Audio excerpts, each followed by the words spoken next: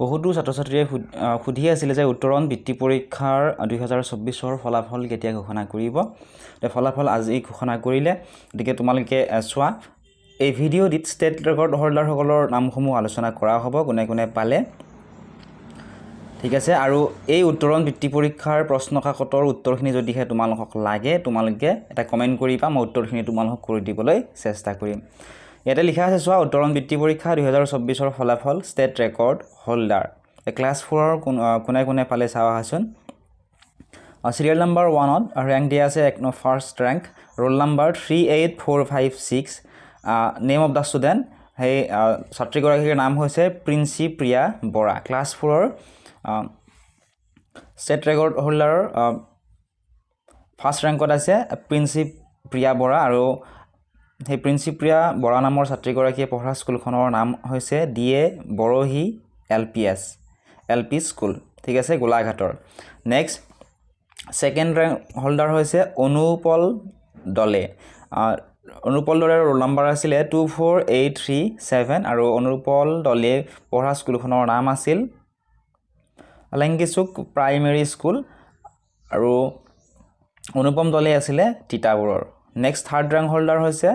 roll number হৈছে 03170 ৰাজিয়া খাতুন নামৰ ছাত্ৰীগৰাকীয়ে পঢ়া স্কুলখনৰ নাম হৈছে পশ্চিম দাতিয়ালবৰী এলপি স্কুল আৰু ৰাজিয়া খাতুনৰ ঘৰ হৈছে মৰিগাঁৱত আৰু ক্লাছ 5ৰ ফাৰ্ষ্ট ৰেংক হোল্ডাৰ জনৰ নাম হৈছে তৰালি দলু আৰু তাই পঢ়া স্কুলখনৰ নাম হৈছে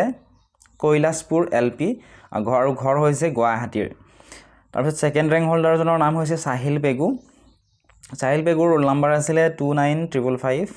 আৰু সাহিল বেগুৱে পঢ়া স্কুলখনৰ নাম আছিল বৰতামুলি এলপি স্কুল সাহিল বেগু আছিল গহপুৰৰ বাসিন্দা নেক্সট থাৰ্ড ৰেংক হোল্ডাৰ জনৰ নাম হৈছে ধনশিখা